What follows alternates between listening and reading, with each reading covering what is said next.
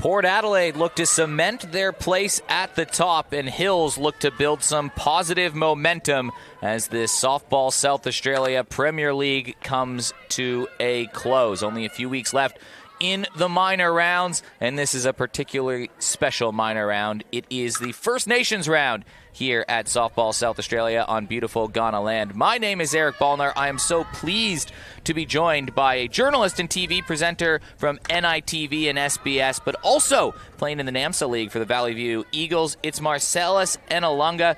Marcellus, thank you so much for jumping on the call with us all today. Yeah, thank you, Eric, for having me here today for this special occasion, the First Nations round here at the Adelaide Softball Association. Yeah, it's great to be back out here. My former club, Port Adelaide, I used to coach there a couple of years ago, and it's great to be back out here. So yeah, thanks for having me. Yeah, there's a bit of a festivity and celebration around the ground today, which is exciting. It's sort of, I don't know if you call it a soft launch on Wednesday night with the Port Adelaide and Seacombe game. Both teams wore Indigenous design jerseys, which just looked amazing. They were popping on the lights out there. But you'll see Port Adelaide wear a special Guernsey today, designed by Itica Sanderson Bromley. We'll get a shot. The camera folks here at Spacequake Sports will get a great shot, and we can talk about the design from that. But yeah, great festivity around here, and I think Port have put a lot of thought into how this day will go. Yeah, and it's great to see that all clubs have come together to celebrate this round. There's a lot of awareness needs to come into this, and to recognise First Nations mob, not only here on Ghana country, but also around the country as well. You can see the backs of the jerseys. The front is what really is kind of catching here. There's a good vibe with this Port crew. I don't know if you can tell they're in first place, maybe a little relaxed in the dugout. But their design means all coming together near the water, appropriate for a Port Adelaide softball club. And you'll see little bird prints kind of leading towards a river, which is really thoughtful in the design as well. I don't know. I kind of like it. It's playful, it's fun, and it's kind of brings everybody together at the softball field.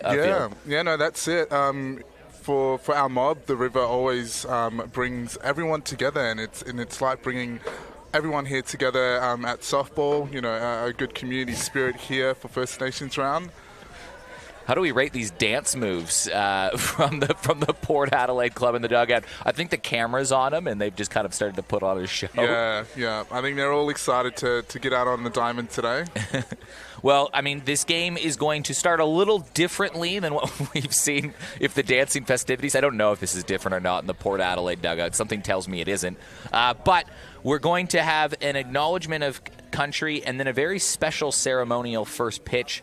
Can we call it a pitch? We'll see what this one will look like. Is something different. So looking forward to the first start of this match, ceremonial first pitch. And then we'll play softball. Now, there's a 7-team competition here in the Premier League.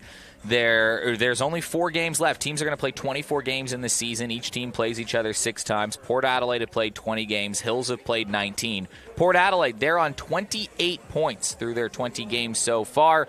They have a 3-point buffer on Walkerville, who are in second. They have clinched their spot in the finals. Right now for Port Adelaide, their season objective is accumulate enough points to get in that 1-2 game, the double elimination pathway in the finals. They are well positioned. Marcellus, this team scores a lot of runs, and they don't allow a lot of runs. And usually when you score a lot and allow a little, it results in wins, and that's probably why they're a 14-6 team. And Port Adelaide has been doing great. I remember when I was involved with the club a couple of years ago, one season they lost nearly all their games, but to see that the club come back from then to now, and they're looking great. I've been watching some of the games on Spacequake this season. Great team. Yeah, and you're right. I remember that clearly. I was calling that drought-breaking game. It was over 380-something days between wins, and it was a big occasion when they finally broke through. And this was a team that had never been, it wasn't just a grand final drought. They had never been to a grand final in Division I, and now Port Adelaide have been to 3 in a row. They've won 1, lost the last 2.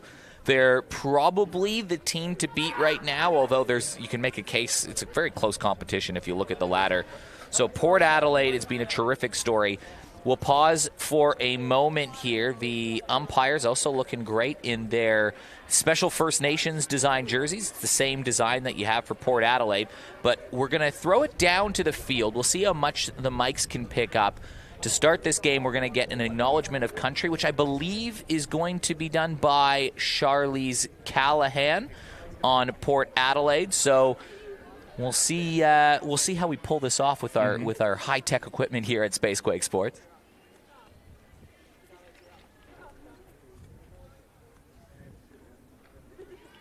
I like it. You got cameraman Simon getting down there and coordinating everything. So we'll throw it down to Charlize Callahan down on the field.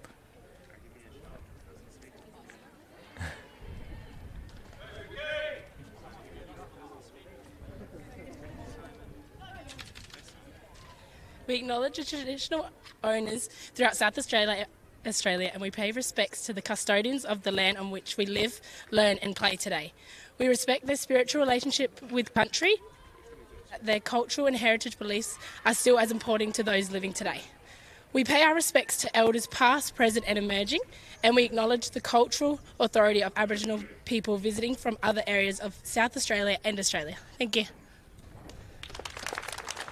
Well done from Charlize Callahan, who will be batting fifth today in the lineup for Port Adelaide. And now we've got a ceremonial first. Well, we'll call it a pitch until you see what's going on. But this is Vicky Taylor who will be walking out. You can see a boomerang in hand. What can you tell us about Vicky Taylor, Marcellus? Yeah, Vicky Taylor from the Riverland has been involved with the softball community down there for many years. And she's also been instrumental in bringing out the men's team back out here at West Beach during the state championships. And I've been lucky to have played under her. This year we won our second Div 2 men's grand final at the state championships. But yeah, she's been involved with the softball. Her and her husband David Taylor as well. Great people, has been a part of the community for a long time. So we've got a boomerang throw. Normally you see the ceremonial first pitch come in the circle around the green there, but I think Vicky's given a quick crash course down here in boomerang throwing, perhaps, for the ceremonial first boomerang throw. This is cool. I've never seen a ceremonial first boomerang pitch on that.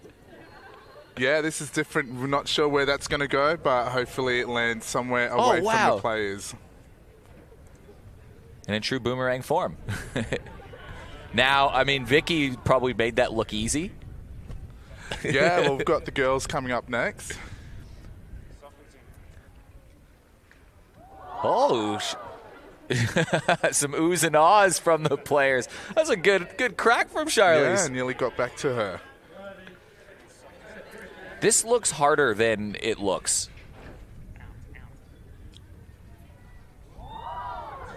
What a way to start a softball game here in First Nations round. Now they have to go get their boomerangs. They've ended up in different spots. That's a cool way to start a game. Yeah, and it's great. Just a bit of a background on boomerangs. There are a few different shapes and sizes traditionally used for hunting, for kangaroos and big animals. There's also boomerangs to dig up some vegetables underneath the ground, and then some return, some don't return. But yeah, that's just the tools that we used, our ancestors used. Now, Vicky Taylor doing a great job to start this game. Players will shake hands, and now we have a game of softball. Some nice festivity to start this one as the clock has struck 3 o'clock local time at Softball SA here on beautiful Ghana land. We'll run through the lineups right now. This is a game between Port Adelaide and the Hills. Port Adelaide, they're in good form. They're 4-2 since Christmas. They're outscoring opponents 27-8. They're in first place. Their only losses have been narrow defeats and to some of the best teams in the competitions. They have played Hills twice this year. They've won 15-3 and 9-3, but they haven't played since Christmas. And you're going to see them take the field defensively, running out with the little Magpie T-ballers. So hopefully the next generation of softballers running out with these current grand finalist stars. It's great to see the young ones involved as well, and I believe they were the only T-ball team in the Adelaide competition for Port Adelaide. Yeah, very exciting. They launched the program this year, and they're doing a lot to generate interest in the younger groups. They play over, or they train over on the same ground that Henley and Grange Baseball Club do, and there's a nice association between the two, the softball clubs and the baseball clubs, in wanting to make sure that they can get that next generation playing some form of diamond sport. And they run out into the field. Chloe Davis is out in left field, Kate Geldof in center field. And in, well, let me just double check my lineup here. I've got, Zoe Thompson in left field, Davis in right field. And it is Charlize Callahan at third, Brie Marcelino at short, Montana Edwards at second, Jess Maslin at first. The catcher is Jess Golden, and the woman in the circle is Liz Engler. And she has been in fine form since Christmas. She was the Sparms player of the game on Wednesday night. She allowed just one hit in a shutout effort against Seacombe. She was challenged late. There was a walk and a hit. They had two runners on, the tying runner in scoring position, but she shut it down. She is just being great in the circle, commanding the strike zone. Yeah, and as we just saw earlier, the young Magpies ran out of the diamond. They all were received assigned balls from each of the players out on the diamond. Yeah, and I believe all of those balls are also designed with an Indigenous artwork by Tem Sanderson Bromley, part of the Weir Art Collective, and there'll be a specially designed ball given away to the MVP of both the teams in this game. In fact, any game that Port Adelaide's involved in today, there'll be an exchange after the game just to add to the celebration. Quick lineup through for Hills. It's Brie Luxon, Georgia King, and Courtney Hawkinson due up this inning, followed by Abby Bastion, Megan Williams, Catalina Starion, Lara Tamke, Saskia Charter-Harris, and Claire Moen-Ram. Hills, they are struggling a little bit since the Christmas break. They haven't won a game. They're on a 6-game losing streak. They've been outscored 43-4, but they showed a bit of life a couple weeks ago in their last game versus Glenelg, losing 4-2 in what was a hotly contested contest. They're getting healthier. Some of their players are coming back, so I'd expect Hills to put up a decent fight today. It'll be Luxon, King, and Hawkinson leading things up as Liz Engler delivers the first pitch. It is a ball. Engler may as well be a local player now. She came over to the competition 3 seasons ago. This is her 4th year.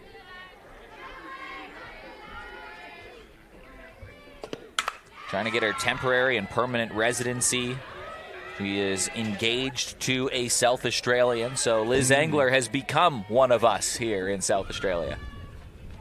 It's a welcoming community, the softball community. It is, certainly is. I've been part of the community for a long time as a kid, and also playing around West Beach and also up in the NAMSA competition as well. A great community.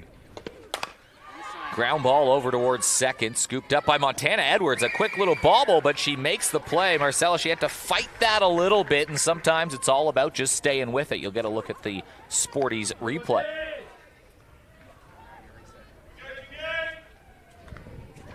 As we can see here on the replay, she fumbles a bit before she throws it to Jazz Maslin at first for the out. First out for Port Adelaide.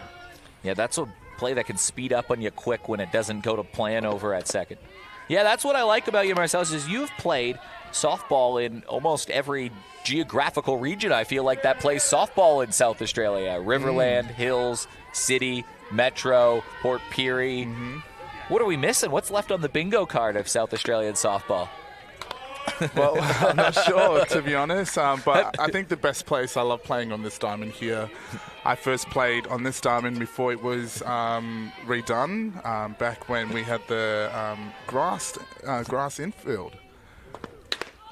Yeah, it's developed quite a bit over the last, and so has South Australian softball over the last 10 years or so, especially in the women's game. You see the rosters of the Aussie Spirit and the Futures squad be named this week, and one of those players named to the Futures squad is this woman at the plate right here, and Georgia King, one of the best rising stars of the South Australian competition. Marcelo's 11 South Aussies were named either on the Spirit or the Futures squad. 8 on the Spirit, 3 on the Futures. Yeah, and it's great to see South Australians are getting into the Aussie squad in the Futures. As we all know, we've got the Brisbane Olympics coming up in the next couple of years, and it'd be great to see some South Australians out on the Olympic Stadium representing Australia. I've been here for this is my 11th season. I've been here just over 10 years now. And when I first came here, there was only 1, maybe 2 players on the national squad at the time. It has just kept upticking in numbers. Fouled back from Georgia King. Yeah, I think Belle White was the only South Aussie the first year I was here on that national squad. Now we there's also a lot. had Vanessa Stokes as well. An Indigenous pitcher from Alice Springs, someone who I looked up to. Great pitcher who was also representing Australia around the world. Yeah, she I think ended her career just before I got here. She wasn't playing in South Australia, at least there, but she won multiple medals at the Olympics. Prolific. Those Australian teams, especially in the 90s and early 2000s, caused some damage, and you can see the power in the swing from Georgia King. Yeah, just a foul just on to the left of who's out there. We've got Zoe Thompson out in left field, and Davis in right field. I'll just confirm 1 second.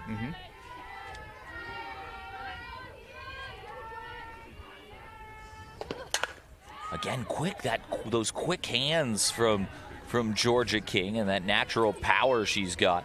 This has turned into about a 9-pitch at bat. She was behind or ahead 3-0. Good battle from Liz Engler.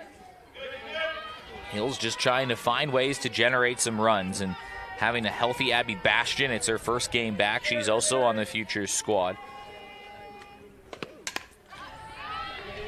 Got another foul there. Yeah, just staying with it, just battling away. It's like frustrating as a pitcher when you just can't quite find that out pitch when you're working through now a double-digit at-bat. Yeah, I've got 3 balls and 2 strikes on Georgia King. Got that walk to first.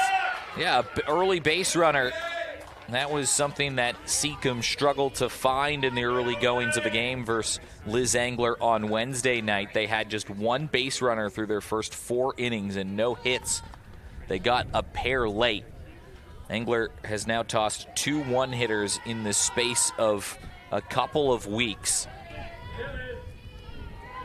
Courtney Hawkinson, the import. She's got some pop. Played at Bethel University in the NCAA Division I competition. Player that, well, Hills probably just haven't had that consistency of health in the lineup to really give her that protection she needs, but she's added a bit of a threat in the middle of the lineup. And we spoke to that woman, Liz Engler, who was just on screen after the game. She was the Sparms player of the game, and she was quite quick to say what was working for her, which was the changeup. The curveball was just dropping around. She was mixing speeds, and a self-aware pitcher.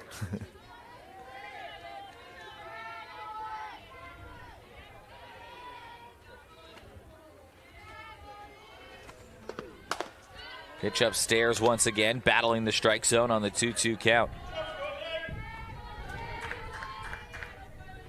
Hills still well, I mean, they're starting to have a bit more of a history in this city competition. And great change up there from Liz Engler to strike her out. Yeah, that changeup is that a tough pitch to work on and throw? No, I actually like my changeups. Yeah? I've got some batters with the changeup, a nice changeup, especially that low pitch. When do you like to throw the changeup? When you have 2 strikes on the batter, that's when I normally chuck the changeup. Yeah, you could see that you had Hawkinson, who was just a little early on a couple of the swings. You throw the changeup, and it just baffles these batters.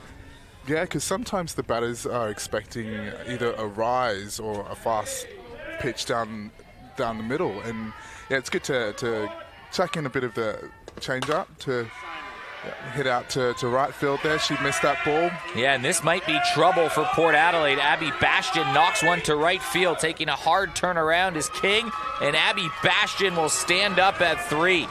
A bit of a miscue in right field, but a good piece of hitting from Abby Bastion in her first swing back from injury, and she's put Hills up 1-0 on Port Adelaide. As we can see in this replay here, Davis just missed that ball and had to chase it to chuck it back into the infield. But yeah, Hills scored that first run.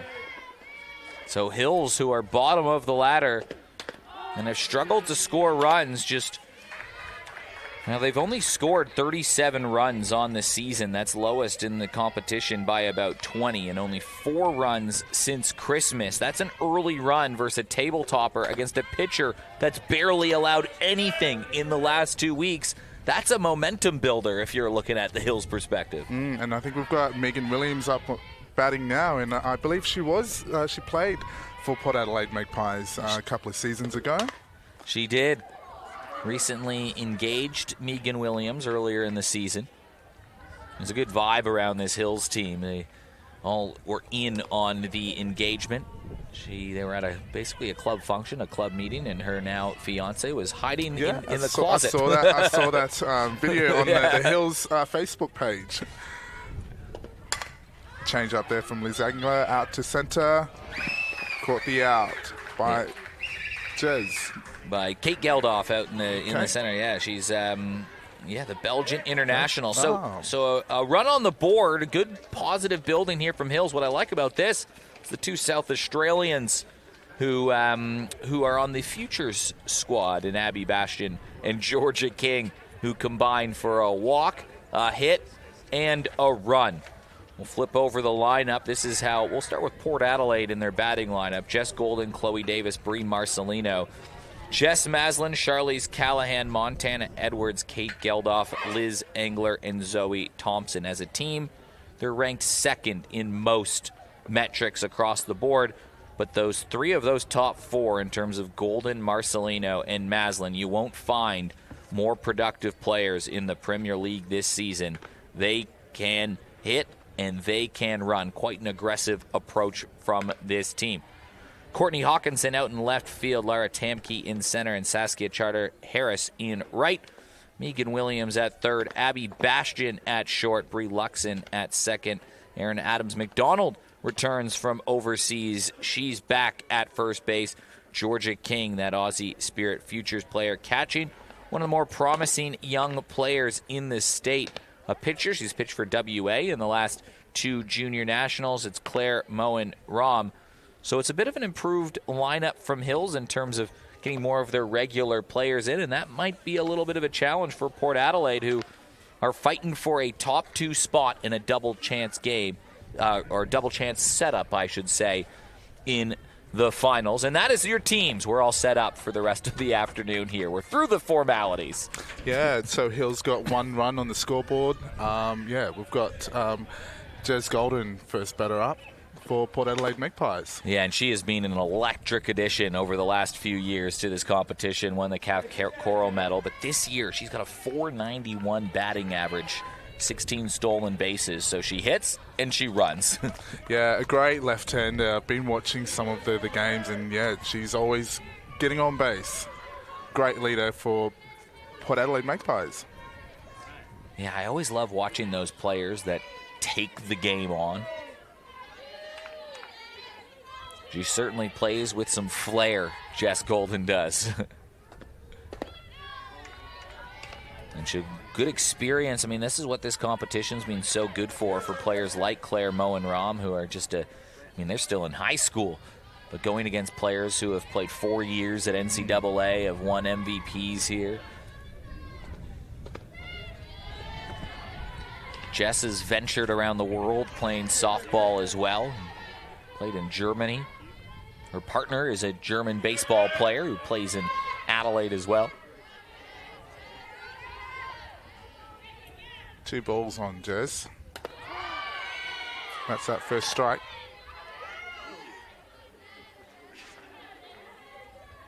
Nice day here at the ballpark, about 25 degrees. Not too windy. Perfect softball conditions, you'd say. Yeah, it's beautiful out here.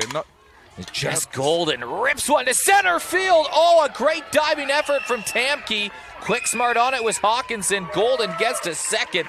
Marcellus, this replay is going to look crazy with the diving effort. As you can see on the replay here, Jess just hit it out to center field and just missed that catch. Great jump, great dive for it, but unfortunately missed that ball. That might have been a viral highlight of this softball game down here.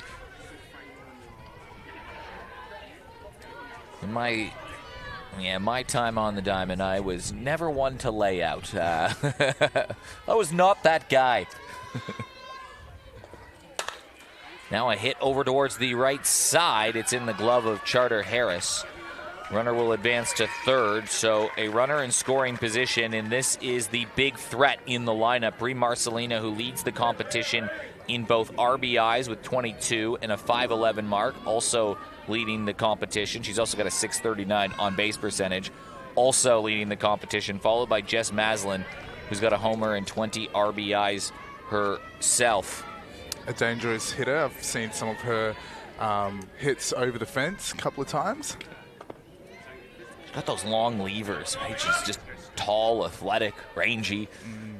Played at UConn in the NCAA.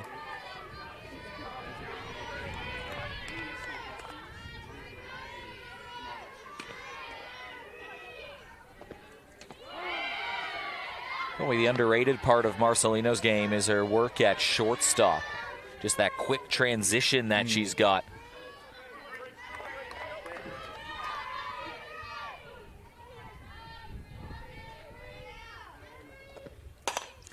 Slash to the right side. It cashes in a run, so the ball game is tied. Marcelino, a hard turn over towards second. That ball slips away to the outfield. She'll stand at 2. Good piece of hitting from Brie Marcelino. Yeah, great hit out to right field by Brie Marcelino to score the run. 23rd RBI on the season. She just keeps chalking them up. Stayed with it. Now another big threat in Jess Maslin. Maslin came over to Port Adelaide 3 seasons ago. Swings at the first pitch. It was when Seacombe, they didn't have a team in the Premier League. They dropped out of the top tier of the competition for a season, and Maslin made the move for Port Adelaide, and she hasn't returned. But before Jess Maslin, Port Adelaide had been to exactly 0 grand finals. She's been a very dangerous hitter for Port Adelaide. Hard hit ball over to short. They're going to try to get the lead runner. What a nice looking play from Abby Bastian, who's got an RBI on her hit, and now she retires a dangerous play. That's a smart play over at shortstop, Marcellus. Yeah, as you can see on the replay here, Jess Maslin grounds it to short to get the force out, yeah. The tag out. The runner, yeah. That's a big difference to have Bastian, who's been missing some time for injury. Just, I mean, you know, as a pitcher, as playing over at first base, I mean, just that middle infield, that shortstop position, so important. You ever play some shortstop? Not really, but I do love playing shortstop. I do love, I'm a bit of a ball hungry myself, and I'm always wanting the ball. That's why I'll just stay as a pitcher or first, because I've always want the ball. Yeah, you're just the guy that's getting absolutely fired at from shortstop. got Charlize Callahan now up to bat. Callahan up the middle. A nice play from Bastian again. And how about that? Abby Bastian returns to the lineup, gets an RBI in the first and a couple really nice looking plays. As we can see in the replay here, Charlize grounds it to Bastian, and I was thinking that she was going to get a double play, but we all had 2 outs already, so easy play at second base. Yeah, I mean, Abby Bastian just kind of looks cool over at shortstop. Yeah, I feel like you need that shortstop swagger to pick it up and run in that certain kind of style. If you don't have it, you're just ruled out as shortstop right away. It's the cool test. Well, it is the club day today for the Port Adelaide Magpies, and it is First Nations round. It is an initiative run by the Port Adelaide Magpies. There's a bit of there's a stall set up just sort of behind us. You can't see it on camera, and a lot of great initiatives that you've kind of seen on the broadcast.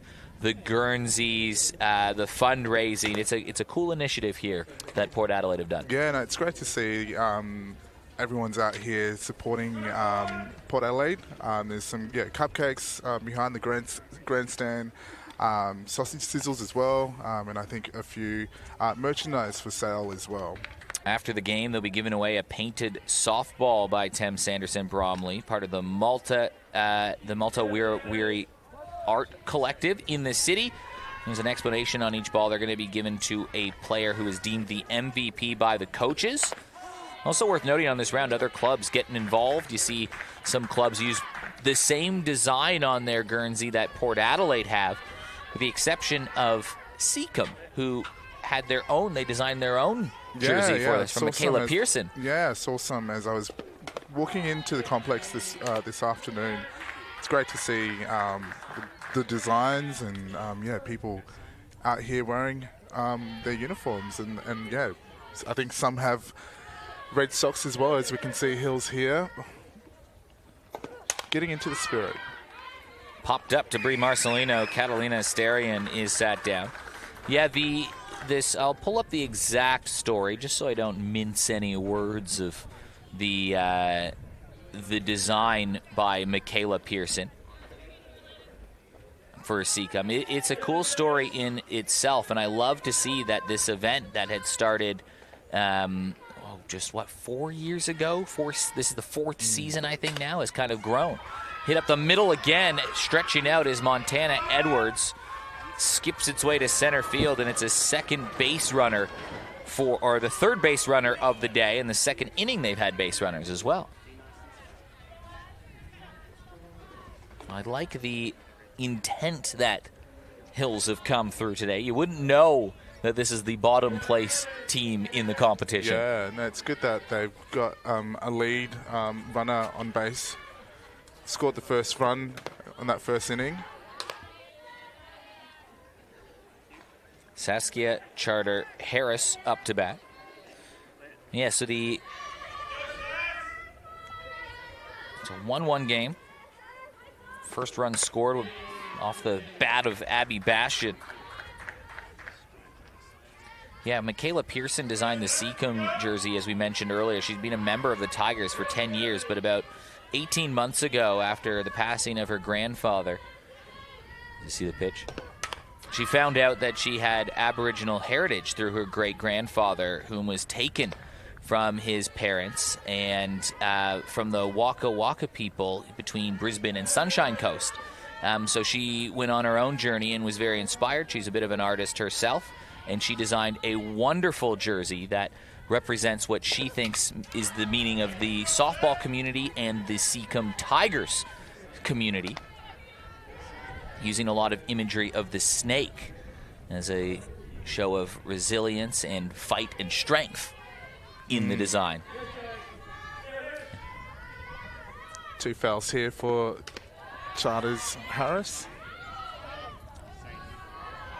How's the arm from Golden zipping down there at first? Yeah, trying to get the first, the runner out.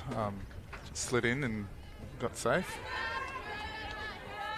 It's a lot to watch. See on the replay here, just underneath that tag.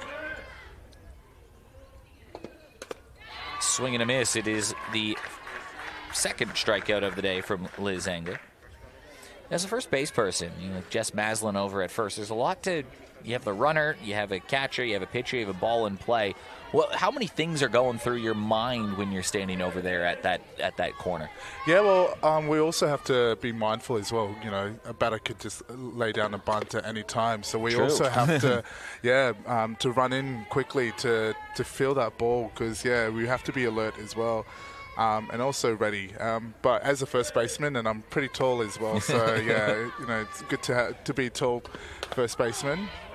Yeah, you hear players talk about that all the time. I'm sure Charlize Callahan at third will tell you, and Brie Marcelino at short will tell you.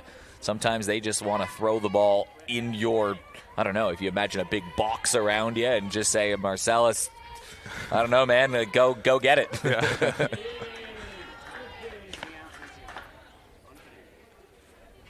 Those are two pretty reliable infielders over on the left side of the diamond in Callahan and Marcelino to throw over towards Maslin at first. So is your mind busy? Is it quiet when you're at first base? Well, it depends. Yeah, we have to be very focused. But it's very can be quiet, especially when the pitcher's doing a great job. And Liz Angler is one of the best pitchers in the competition, and it's quiet some days, and obviously you can get those balls coming to you from either short or third. And a swing and a miss, so Moen Ram goes down. 2 strikeouts in the inning for Angler, keeps this a 1-1 game. Yeah, sort of that underrated position, because I feel like you don't always notice some great play over at first, but you do notice it when a ball maybe skips past the first base person and ends up in a backstop somewhere or down the line. They can certainly be damaged. It's sort of an unsung position. Yeah, it is. As most of the younger ones probably don't like first base, and but first base is one of the best positions as well in softball. I love playing first base. So, Marcellus, you've played all over the state. I don't know if you've seen that last week. They opened up the lights over at the complex in Elizabeth, and they were playing some night softball at Elizabeth, a big part of the sport. Have you played down in Elizabeth before as well? Yes, I have. The bingo card. There it is. Yeah, junior state championships before the lights came up, and also NAMSA as well, the men's competition, played across the road. But it's great to see that the lights are up and that there can be games during at night, and it's great to see. I was there for the junior state comp the last couple of weeks, volunteering for the Valley View, my club. We did some cook the barbecue for everyone down there. I like it. You've got we should probably make an actual bingo card. Maybe that's my project for next season. I want to know where players around the state who have played in the various competitions.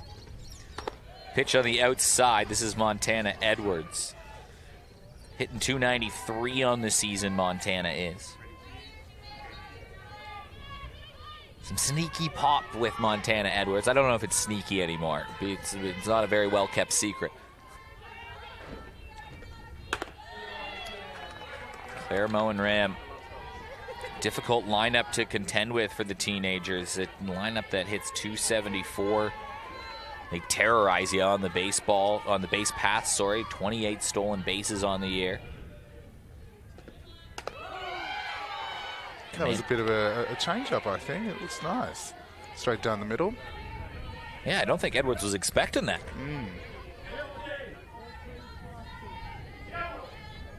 2 balls, 2 strikes.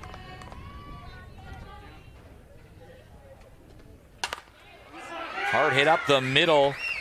Montana Edwards picks up the 3rd base hit of the day for this Port Adelaide Magpies squad. And it's a leadoff runner for the 2nd inning in a row. That leadoff runner was Jess Golden in the 1st, and she later scored. That pitch was just sailed a little bit, probably too far up for Moen Ram. Geldof and Engler due up in this inning. If there isn't a double play, you will see Zoe Thompson as well, another player named to the Futures squad. Geldof has represented her country of Belgium in international competition, in the European competitions. Also played for the Netherlands and in the Netherlands. Geldof's average is slowly ticking up after a bit of a slower start to the year, and you feel like that's a bit of a key for Port Adelaide. Getting that 7, 8, 9 part of the lineup rolling. Ground ball over towards third, and that just goes foul.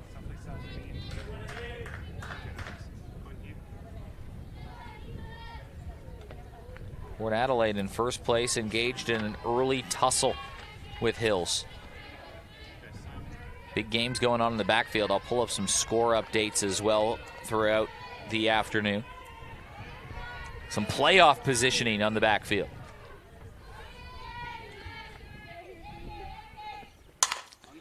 Towards third, scooped up by Williams. They get one, couldn't turn two, but the lead runner retired, and that was the smart play. Yeah, an easy pickup there by Megan Williams to tuck to second to get the first runner out.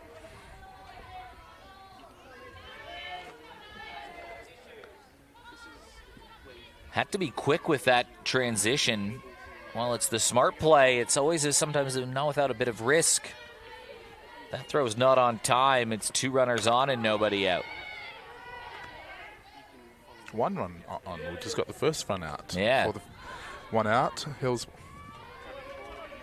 Yeah, if they missed, it would have been all kinds of trouble. But Liz Engler hitting 258 on the year, followed by the lefty Zoe Thompson.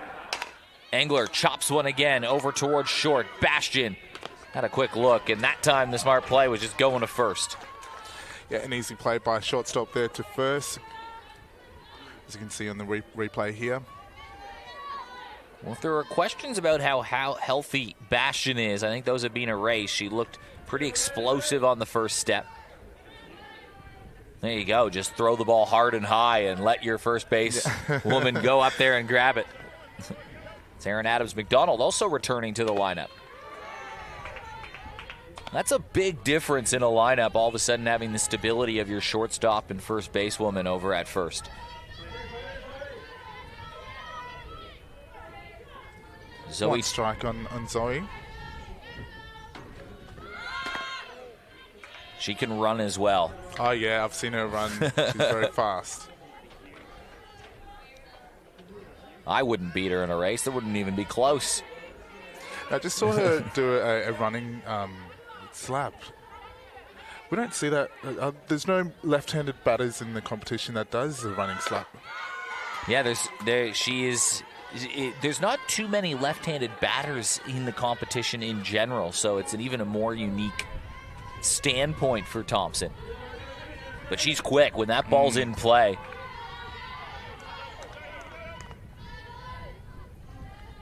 Big out here, though, for Hills.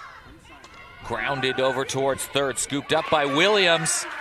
Yeah, she was so fast. Zoe got that slapped just as Williams got that ball to chuck to first, as we can see here on the replay here. But Zoe Thompson, too fast. I mean, the infield was in. They knew it was coming.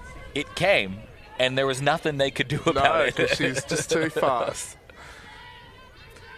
And that was crucial because it turns the lineup over. There are 2 outs on the board, but 2 runners on, and the dangerous Jess Golden coming off a 2-hit performance on Wednesday night, hitting .491 in the competition, already has a double today and scored.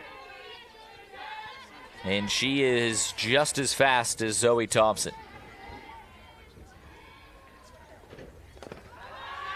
And the infield has to play back because they have to defend some runners on base. Yeah, we've got 2 runners on base for Port Adelaide. Dangerous in this situation here with Jez Golden up to bat.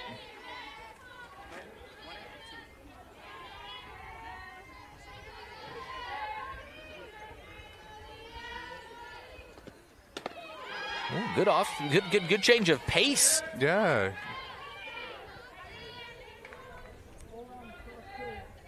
So 2 strikes on Golden, 2 outs on the board, but a precarious situation for the young Claire Moen-Rom. Can she get herself out of some danger? It'll be a free base, and now here comes this split. The play at home, and she's safe. The throw was there in time. I think it was bobbled a little bit from Georgia King. We had the perfect vantage point of that ball in the dirt there. Yeah, we saw that ball because I was expecting it to be out, but I think the catcher just dropped it as the runner came in. As you can see in the replay here, Zoe Thompson running to second, and I think the shortstop forgot there was a runner at third and realized, and yeah, as you can see there, the catcher dropped the ball. The throw was good. There it is there. The throw was a bit wayward too. She had to grab, tag, turn, so the ball in the dirt off the chest. It was a tricky play, but it was there. It was that close for Hills. Instead, it is a 2-1 game for Port Adelaide, and there's still a runner in scoring position. In fact, the runner's all the way at third throughout all of that from Zoe Thompson.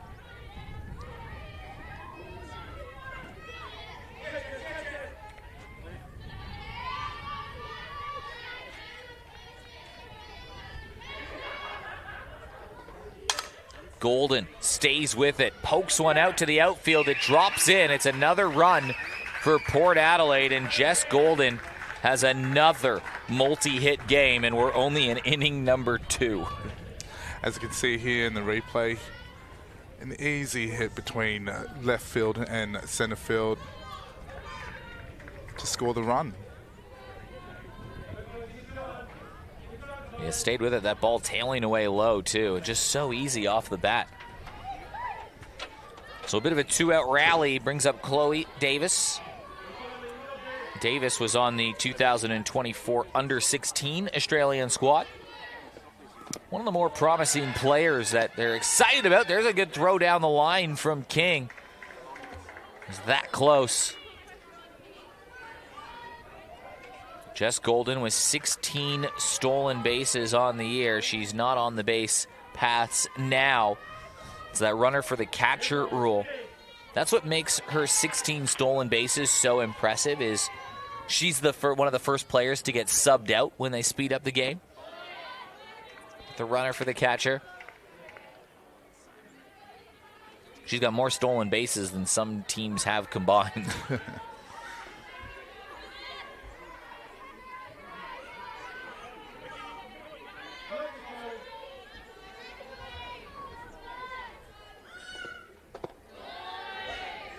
Important here that Hills don't let this game blow out further. They're not a team that chugs in runs. Keeping in touch, just a bloop and a blast away of a dangerous Port Adelaide team, important. Still 2 outs on the board.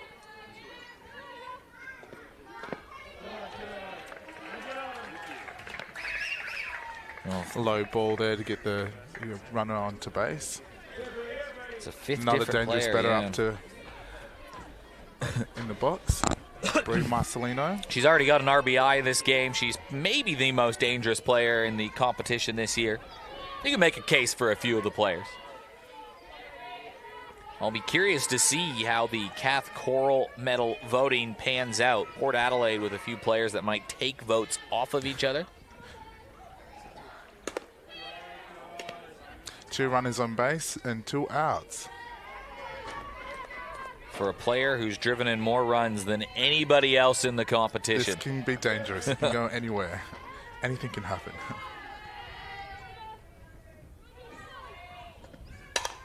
Sprays one towards right field. Tracking it is Charter Harris, and that was a crucial play to make. I'm sure a nervy one if you're out in right field too. Yeah, and like I said, anything could happen. I was expecting a safe hit, but yeah, the right field got the out there for out number 3.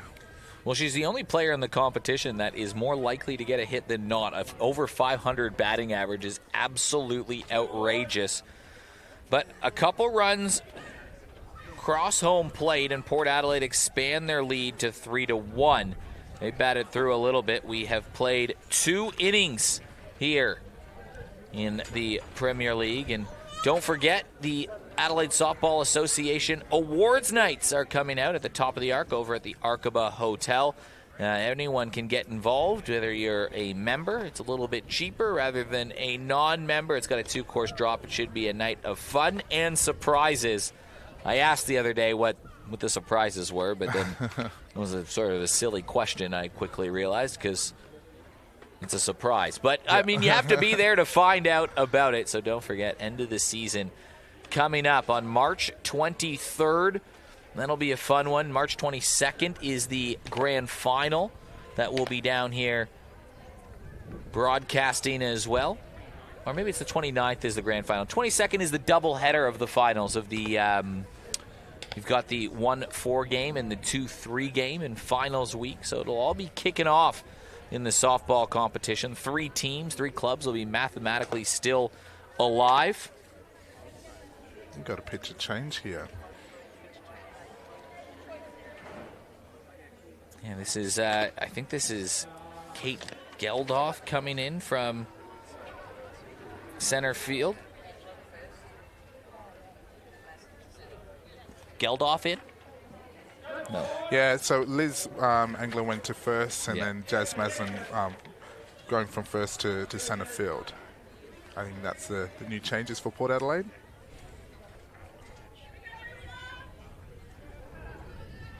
Geldof on the year has pitched 42 2/3 innings. It has been a timeshare between these 2 pitchers. It's been fun watching Maslin in center field. That's just the kind of versatile player she is. She's played a number of positions in her career now.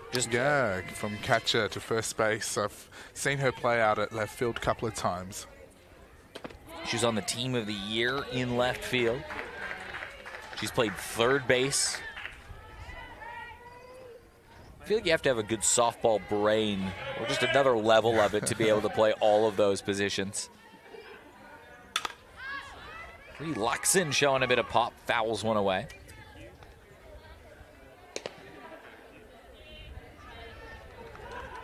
We'll work on getting an update from the backfield as well. A huge game between Seacombe and Sturt right now. If Seacombe win, they are in. They are knocking on the door of a finals spot. Swing and a miss. There's a nice changeup. Yeah, very nice changeup there.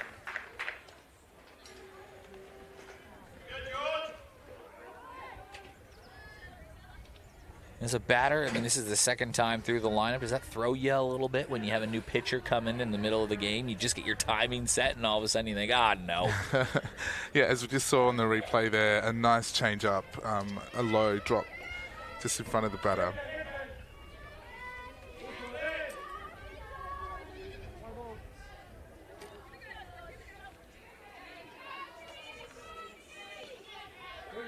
One out for Port Adelaide Magpies. This is the part of the lineup, though, that made it happen. Georgia King up to bat. She walked in her first appearance. 2 batters later, Abby Bastion had a nice hit over towards right field. That helped start the sequence that scored Hill's run.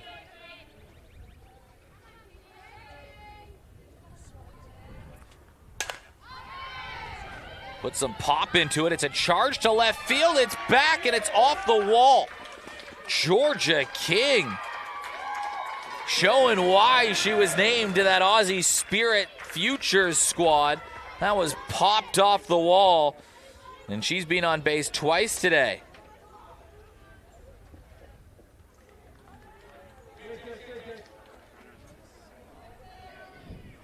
Update on the backfield. Wow. A 7-0 lead for Seacombe over Glenelg right now in the bottom of the second. That is a surprising scoreline.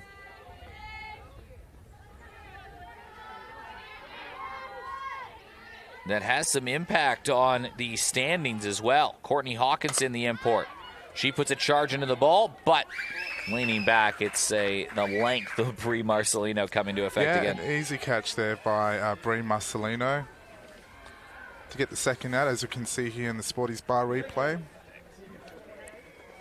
Seacombe, if they win this game, they move to 24 points on the ladder. Means that Sturt would not be able to catch them. Sturt only with 2 games after this one. Means that all they would need if Seacombe hold on is Glenelg to lose a game, and they are in the finals for the first time in about 9 years for Seacombe. What a cool moment that would be for that club. Abby Bastian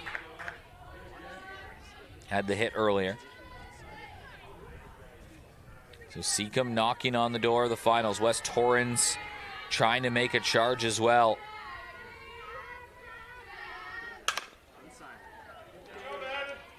Walkerville and Glenelg play after this game today. So if that score holds, 7-0's a tough hole to dig yourself out of. If that score holds and Walkerville wins, Seacombe are in. They're the 3rd team that will have clinched. It would be a great comeback story for Seacombe Tigers to get into the finals after having a season off. Yeah, just three years ago, they weren't even in the competition. I mean, slowly getting better. It's kind of a model that I think you can look at a team like Hills. A lot of young players. You have be patient. You find out who your identity is. Add some imports that can complement the existing locals you have. Ball over towards third. Speaking of locals, look at that throw from Charlize Callahan. A great pickup there by Charlize Callahan. An easy play to 1 to get the out number 3. Quick release as well. Let's look at the replay. These games are 85, well, they're 90 minutes long. No new innings after 85 minutes, so we're just over the halfway point. It's a 3-1 game right now. Port Adelaide trailed 1-0, but they scored 1 in the first and tacked on another 2 in the second inning. Eric Bolnar and Marcella Senalunga joining us for the broadcast today. What's your take on we're at the midway point. Give us the Marcellus Enalunga take at the midway point. Well, yeah, as I was telling you earlier, this is something new for me. I'm not a sports commentator. I work in news, but I am commentating and getting the calls, and yeah, it's a bit of a slow start for me, but it's a great opportunity to come out here to commentate this game. And as we can see now, Jazz Maslin coming up to bat. Well, let's make it interesting for you. You're a news presenter. You're on TV. You've done a few live hits before, live to tape. Those tape ones are easier when you can just take a few of them. Yeah, the pre-recorded pre-records are a bit yeah. easier. I've been there before too. But we'll get you to call this next half inning here with Port Adelaide. We'll swap roles here. We'll go. Well, I'll give you your play. I'll give it my best shot. I think Port Adelaide in your wheelhouse here. So over to you, Marcella Senalunga from NITV and SBS. You might have to help me out with this one as well, yeah. Claire Moe and Ram in the 2-0 count with Maslin at the plate. Jess has been an interesting one. She's hit a home run this year, but the 20 RBIs is what pops out for me. You combine that with Brie Marcelino's 23, that's 43 runs batted in from just 2 women in the middle of the lineup.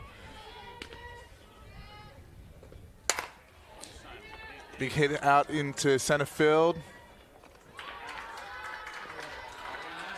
First out for the Hills Heat. Yeah, Laura Tamkeet moving under that one. Yeah, to put those numbers into perspective when you add them together, Hills this season have scored 37 runs. Those 2 women have combined for more runs than that. Then you add in the mix of Charlize Callahan, who is up to bat. She's got 12 RBIs. Now, some quick math tell me that's 55 runs. For Seacombe have scored, they've scored 7 today, but entering the day's play, those 3 have combined for more runs.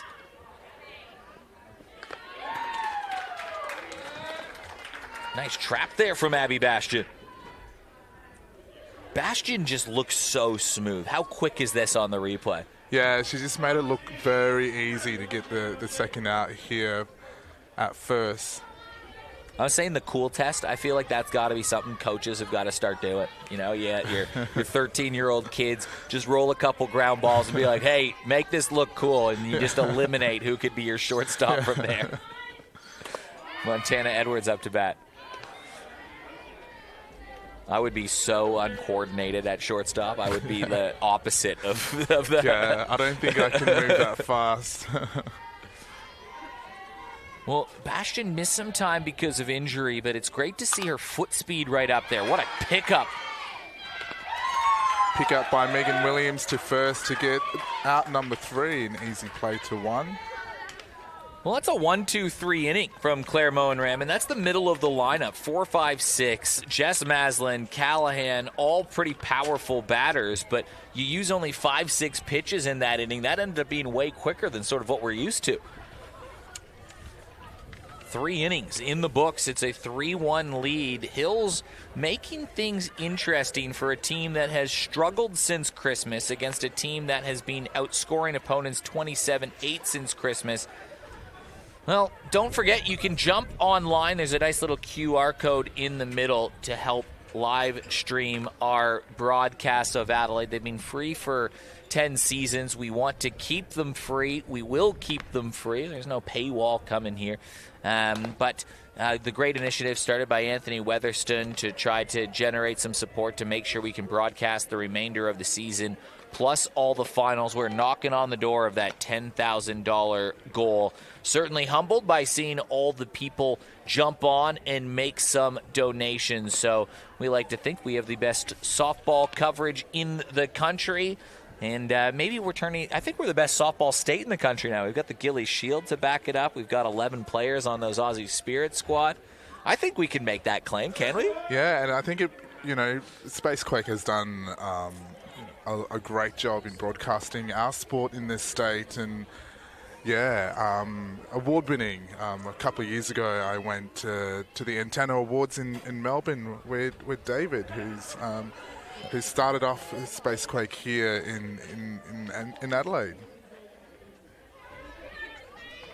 Maybe that's a story for NITV and SBS, how softball and how South Australian softball became a powerhouse. I'll pitch it to the guy who can pitch something to the guy. Those 4-pronged news stories approaching. Megan Williams up to bat. In the past we've had great support from NITV and SBS On Demand, but in particular NITV, and getting some games on the weekend. Yeah, no, it's good to see softball on mainstream television. NITV broadcasts around the country. We have people all over the country watching softball, and I just want to give a big shout out to Isadora Roberts, who's watching from Tennant Creek in the Northern Territory right now. Shout out to her. Megan Williams knocks one over to short. I like the shout out. I think she's got a Port Adelaide Indigenous design shirt on, supporting, watching the game. The power of the live stream taking us out of state. This is Catalina Starian. Oh, no, we might have a change.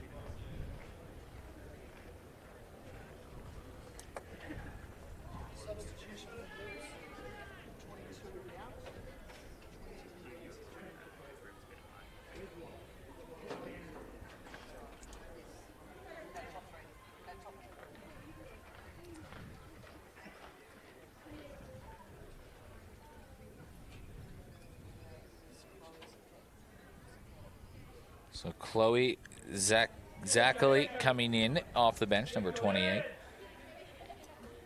Another one of the young players in the state.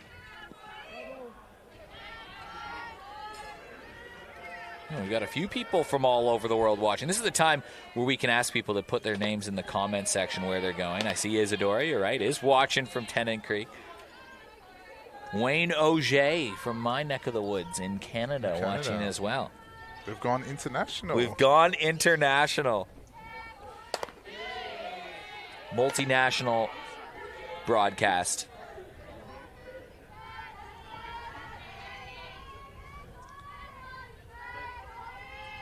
Hills have been tenacious in this game. They've had base runners on in every inning, scoring in the first. They had the 1-0 lead before Port Adelaide took it back. Port Adelaide, there was an equation where they could lock up or virtually lock up that top spot, but with Seacombe, or a top 2 spot with Seacombe in command on the backfield, that likely won't be able to happen today. But Port Adelaide playing in that 1-2 game in the finals just so important. It means you can afford yourself an off day in the finals effectively.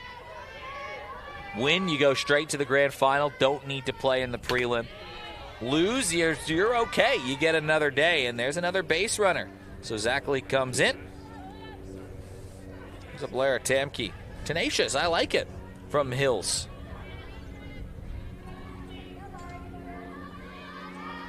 Yeah, a few players on the squad from SA. Pippa Adkins had spent some time playing, obviously, in South Australia, and all the juniors. Haley Benithan, Taylor Chillingworth, Olivia Elliott, Millie Fidge, Georgia Hood, Maddie Scott. All those players on the senior Aussie Spirit squad. And Neve Adams, Abby Bastian, Becky Havis, Georgia King, and Georgia Thompson on the future squad. Or Zoe Thompson, rather. Here's Lara Tamke. I like seeing all those South Australian names and links.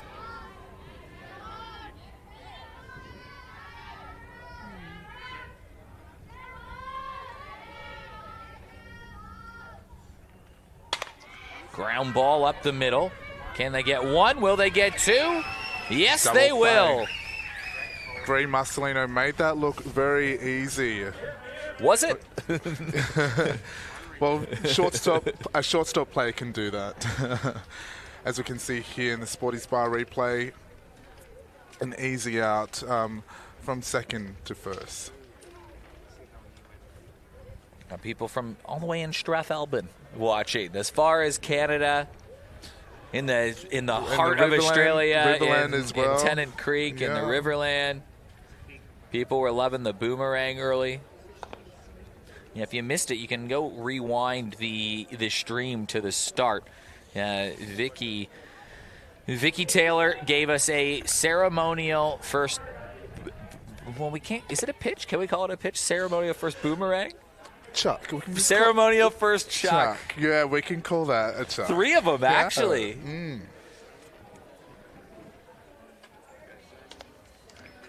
Yeah, that's a cool little touch to add there. Vicky was saying before the broadcast she goes around to school. Oh, well, you might know more than me. You know Vicky.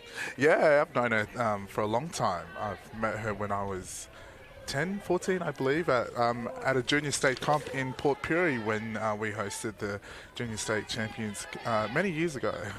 And she does a lot of great work within the community, especially within the schools.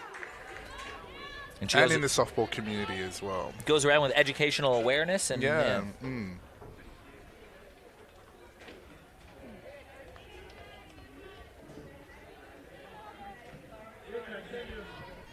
This is First Nations round here at the ballpark. You see all these wonderfully designed jerseys. Kate Geldof, Liz Engler, Zoe Thompson here. Ground ball over to second. Nice trap from Brie Luxon, and there's one down. Well, Marcellus, maybe put you on the spot again here if you're, whether you're a new Australian, old Australian, and you want to educate yourself more on First Nations history across Australia, but in particular in Adelaide. I think that's where most of our listeners are from. Where any resources we can tap into or places we can go in Adelaide, South Australia? Well, there's heaps of resources. Online, university, schools, and also centers in the city. Yeah, and also individuals as well. Here in the beautiful Ghana country.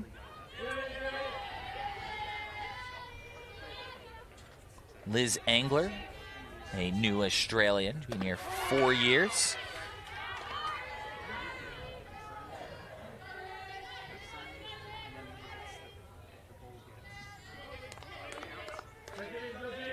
Like everybody's in the spirit, the umpires with the designs too.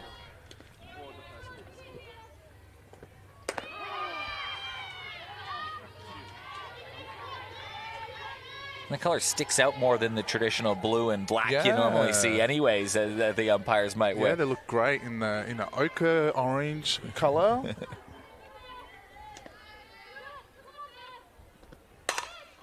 Liz Angler sprays one towards right field. She may be out of the game pitching, but she's making a hard turn over towards second, and my goodness, Liz Angler pitched a good first couple innings, pitched great on Wednesday night, and as soon as she's taken out of the game from throwing, she's showing what she can do with the bat opposite field. Yeah, and as you can see in the Sporties Bar replay here, Liz Angler just punched it out to right field for a safe 2-run hit.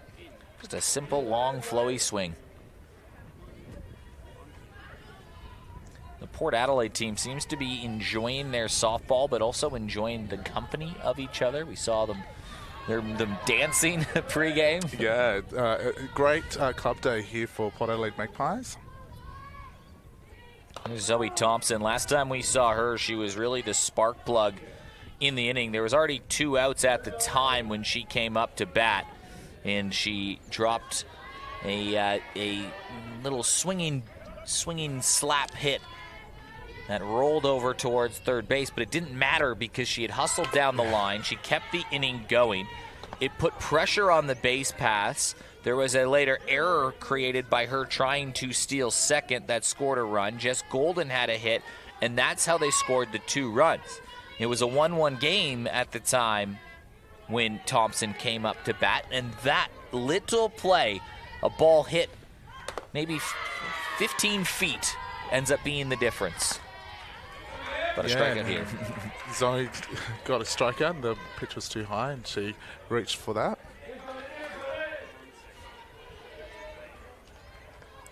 Yeah, up, in, and the swing high and light. Another dangerous hitter here, Jess Golden. Yeah, she's 2 for 2 today. She's she's having a good one. And she swings at the first pitch. Why not make it 3 for 3? Golden cashes in another run. She's stretching for third. Golden slides in. It's a single, it's a double, it's a triple for Jess Golden today, who is now a homer away from the cycle.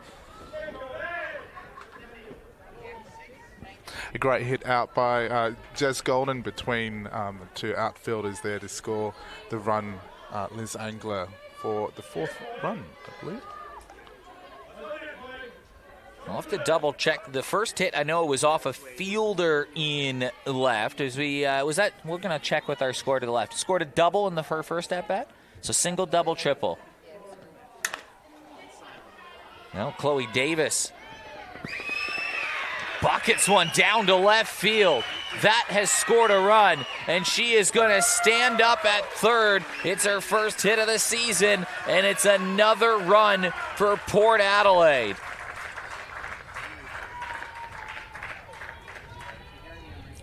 Third time through the lineup, always difficult for a pitcher, and that ball was smoked to left field.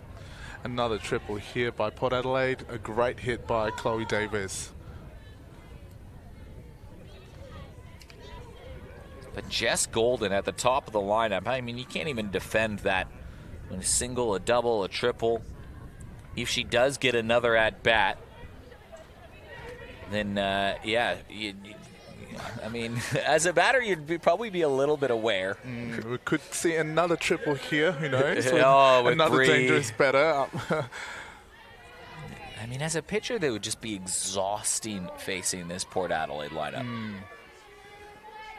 Marcelino hitting .511 on the season.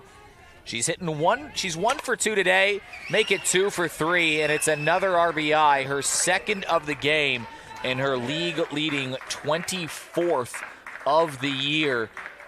And it is 3 straight hits, 2 triples, and a single, and it's 3 more runs on the board. It's now a 6-1 game. And this is what Port Adelaide can do to you. They can just kind of lull you and then go bang and put up a big number. You were right. It wasn't a triple, as you said, but, I mean, she certainly had that threat, but she still does the damage with the bat. Yeah, just an easy single to score the run. And now a new pitcher for the Hills Heat. It'll be Tiana Staker coming into the game.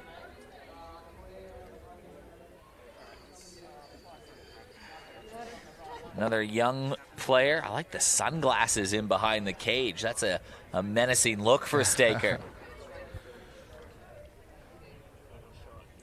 But a 6-1 game, and has started to blow out a little bit for Port Adelaide, who, I mean, there's no new innings in 20 minutes from now.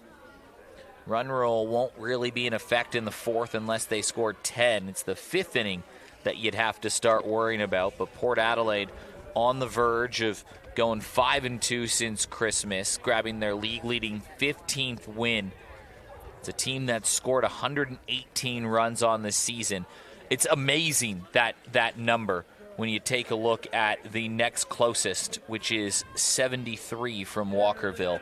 Port Adelaide has scored 118 runs, now make it 124, so over 50 runs more than the next closest team in the competition. Tiana Staker delivers her first pitch, and again, it doesn't get any easier because Jess Maslin. I was about to say that. Another dangerous hitter up to bat.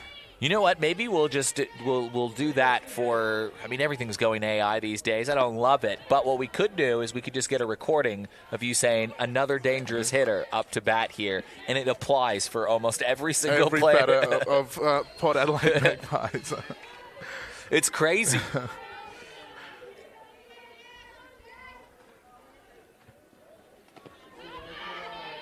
I mean, even the players that are maybe struggling with their numbers compared to other years are productive. I mean, Charlize Callahan, case in point. She's only hitting 170, but she's got 12 RBIs.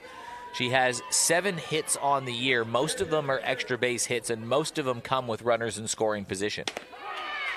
She's got over a 350 average with runners in scoring position, Callahan does. So even when you're not going as well as you'd like, you find a way to go pretty good. Maslin, though, can really bring the hammer.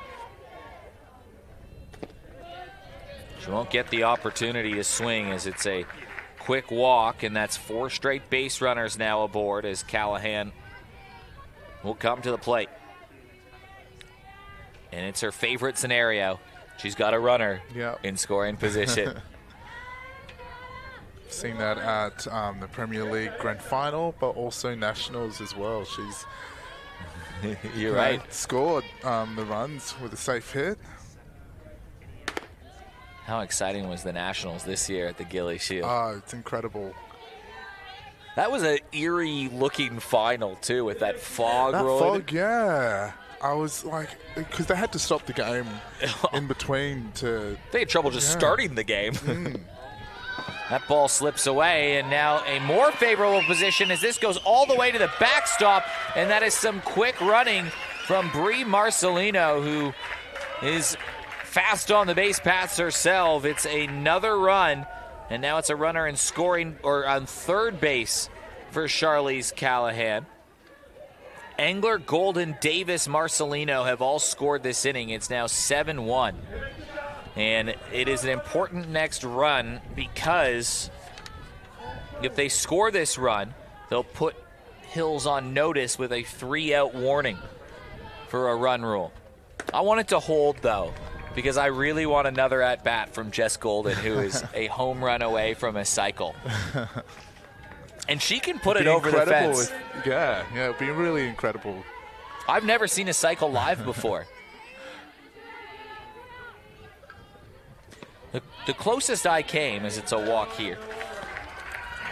It was, I call games in the Australian Baseball League, and it was in Geelong, Korea. There was a player who had a single, a double, and a triple, and also had a home. What was it? They had a Yeah, single, double, and a triple. It was a single, double, triple. They needed a home run. It was the 9th inning. They were up to bat, and they hit a ball to deep right field. I was getting so excited to call it. It was gone off the bat, and it hit the top of the wall, and it bounced back the other way, and it ends up just being a double. He was literally a foot away from a cycle.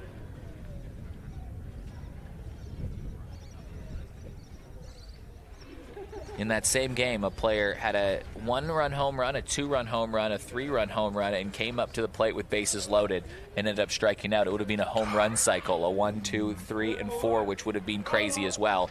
The Adelaide Giants lost that game 26-8. It did not go their way that day, but I got to see a lot of cool offensive things from the other guys.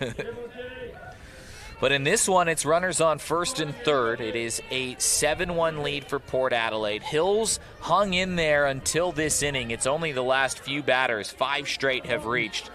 Triple from Golden, triple from Davis, single from Marcelino, and walks to Maslin and Callahan. And now the 9th batter up in this inning in Montana Edwards can put Port Adelaide into run rule territory. Now, Hills would still have to bat, but they would move them 3 outs away from the win if they're not already, because the time is starting to become a factor. That ball slips away, and there will be that run. Maslin can just jog home, and it is a 7-run buffer for Port Adelaide, who have blown it open here in the 4th. If you give this team an inch, they will take 3 miles.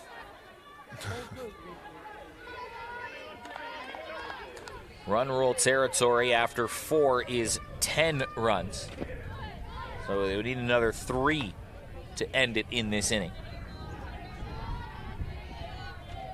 When finals come along, though, we just play 7 innings. We get rid of the time. Run rules do happen still, though. A walk there for Edwards to first. Got two runners on base. Yeah, now the run rule run is coming to the plate in Kate Geldof. A home run here would end it. I think we're getting another pitching change. So coming back into the game is Claire Moen-Rom, who started this inning, started the game. I mean, to be honest, Claire Moen-Rom through these first 3 innings, 3 1/3 innings really, was really commanding the strike zone. It was just a couple big hits to Golden and Davis that sort of chased her. Hills, this game is a lot closer than the scoreline looks. It's literally been in the last 6 minutes, this has gone from 3-1 to 8-1. And Port Adelaide on their club day are on the verge of further increasing their lead at the top of the standings. Geldof, a home run ends it. That's the only scenario. On the backfield right now, by the way, it is still 7-0 for Seacombe. 13-0? Okay, it's not 7-0 anymore. It has updated. I've been informed it is 13-0. So that game is about to end as well. Seacombe move into a spot, and Sturt are in some trouble.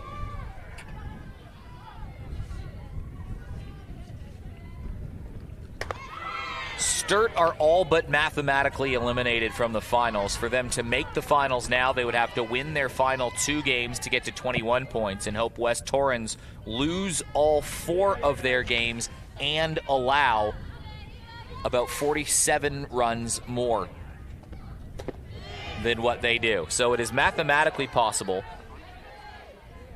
However, I would suggest this will be a rare season with Sturt not in the finals. That doesn't happen too often.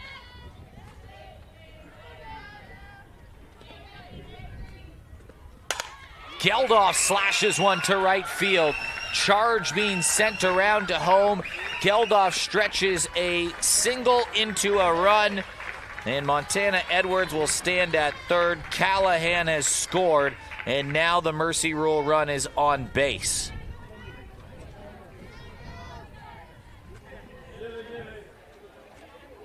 As we can see here in the Sporties Bar replay, an easy hit between second and first to score the run.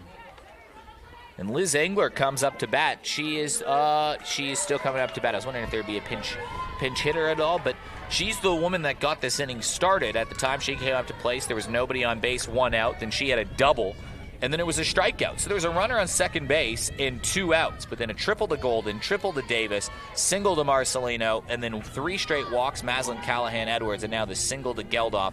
7 straight batters have reached in a row. It's accounted for all 6 of the runs here in the inning. And now Liz Engler can end the game with a base hit. A double would end it. A single, maybe.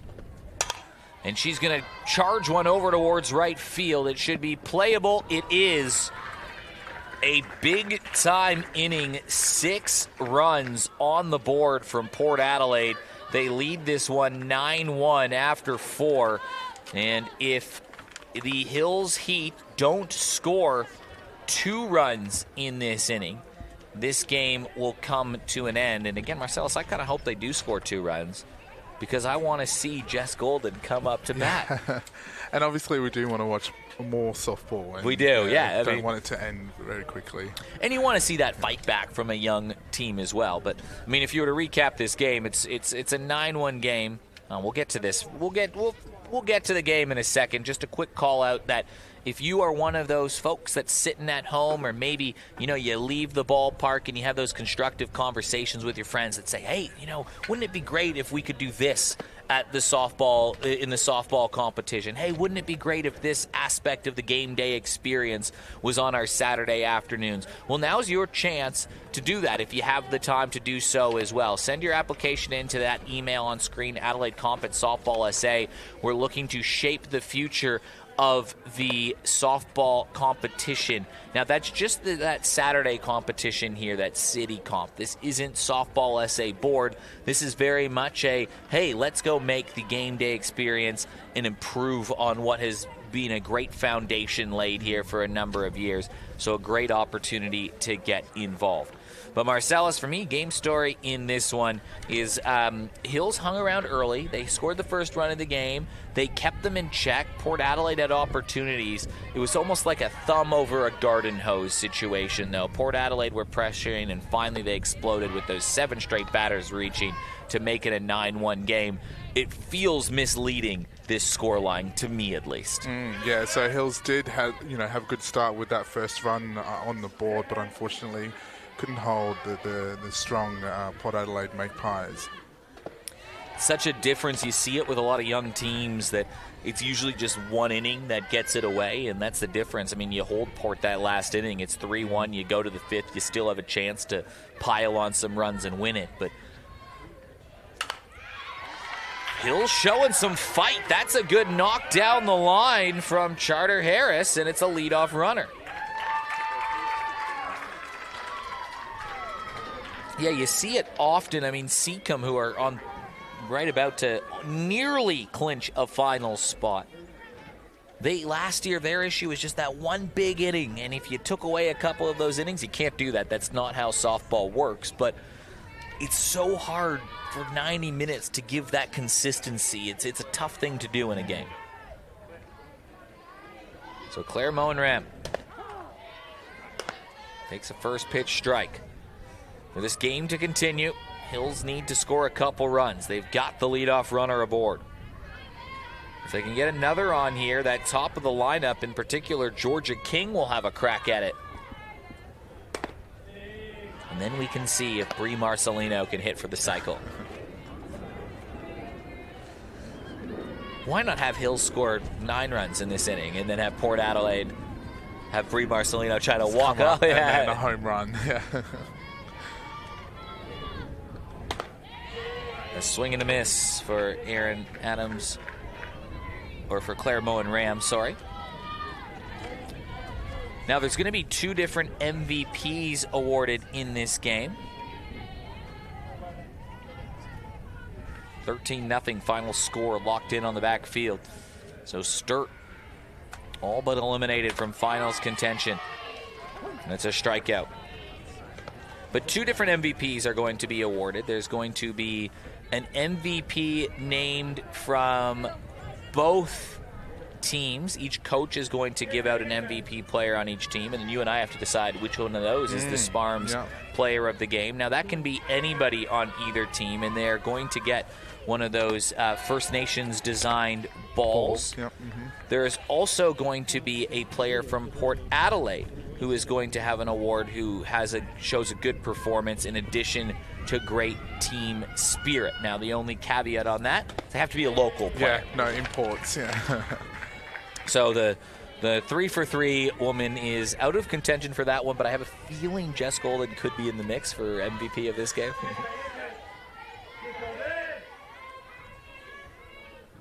Brie Luxon fouls one away.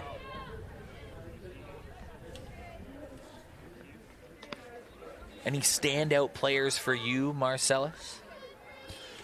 They've all been great. Yeah, all of them are great. Team batting, getting all the runs in. Well, all players have been on base for Port Adelaide, every single one of them. Multiple have been on base a couple times. All but one player has scored. And that player that didn't score, Montana Edwards, has a single and a walk and has been on base twice and made a couple nice plays at second. So when you have a 9 runs on the board and 8 different players have scored, it sort of tells you how it's been a great team approach.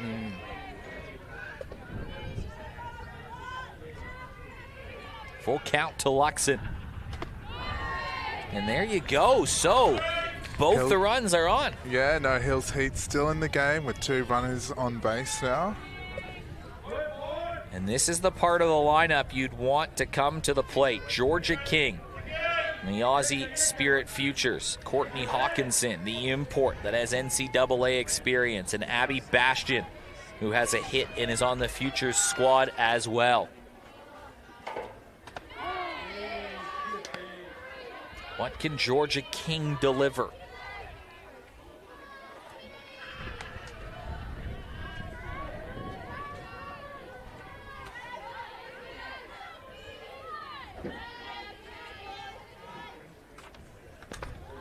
That ball slips away, and it's a... Well, I think Georgia King thought it was maybe... I'm not too sure. I think that was just ball wanted to 2. get out the way from the catcher. Yeah. It looked like she was hustling down the line. You're right.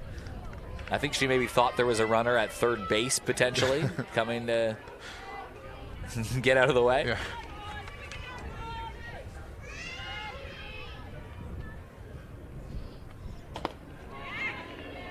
Well, Geldof just fighting the strike zone a little bit right now.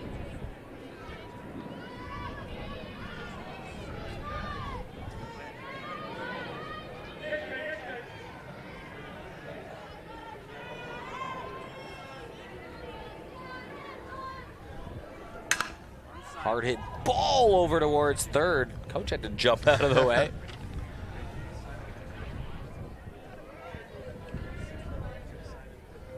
Firing squad from your own team.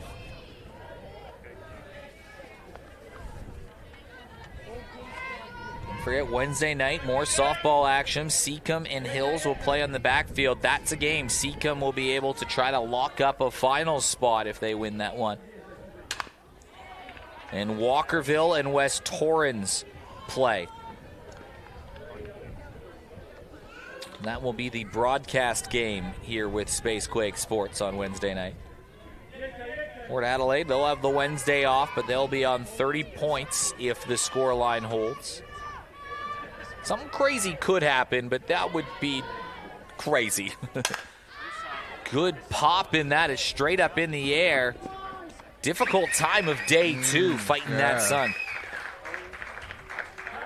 Montana Edwards, struggling to see the ball as Georgia King pops it up just behind second base. Well, down to their final out are the Hills Heat. They have to cash in these 2 runs on base for this game to continue. And for our hopes of seeing a Jess Golden at bat with a cycle on the line. Port Adelaide win. They would go to 30 points on the table and have a 5-point buffer over Walkerville. Walkerville have 4 points to play. Their maximum points they can have is 33. Right now, 3 wins of their last 4. There's nothing anyone can do about it. If Port Adelaide win 3 games, including this one, they will finish top. Seacombe on 24 points now. Their maximum is 32. So Port Adelaide 2 wins away from locking up a top 2 spot. This one popped in the air. Again, a difficult spot. Montana Edwards makes the play, and that will be the ball game. The scoreline was a lot closer than what this game, or it's not as close as the game actually was. A 9-1 game. 8 different players score for Port Adelaide. Everybody gets on base. 3-hit effort from Jess Golden, and Geldof and Engler combined to allow 1 run. Nice return for Abby Bastion, a nice play at shortstop, and she makes a play at well. But, I mean, Port Adelaide, they look the goods, don't they? Yeah, great team effort today by the Port Adelaide Magpies. Team batting to score 9 runs. All worked hard to get on base, and as we saw, all of them went on base. Well, Marcella Senalunga, where it's going to be a quick presentation on the field. We'll see who ends up winning the MVP as the teams are going to line up. But yeah, those jerseys look great, don't they, on the field?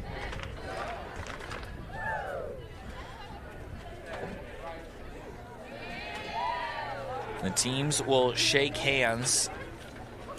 A few of the performances on the day. Golden goes 3 for 3, single, double, and a triple. Chloe Davis with a walk and a triple.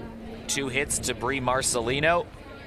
Jess Maslin reached on a fielder's choice and she walked. That's the top of the lineup, all 4 players reaching twice. Charlize Callahan with a walk and a run. Edwards with a hit and a walk. Geldof reached on a fielder's choice and had a single and RBI as well. Liz Engler had a double and scored. Zoe Thompson had a single and scored. That is a lot of color on the scorebook. If you were scoring this one at home, maybe sitting in Tennant Creek and got your scorebook out there. But we'll go down to the field level and find out who the MVPs are. Now, they're getting a special designed ball as well. This one is by Temin Sanderson Bromley in the Malta Weary Art Collective. You can find them in the city and check them out on Facebook and Instagram. There's some beautiful art collective and artwork that they'll post as well. Let's find out who the MVPs are.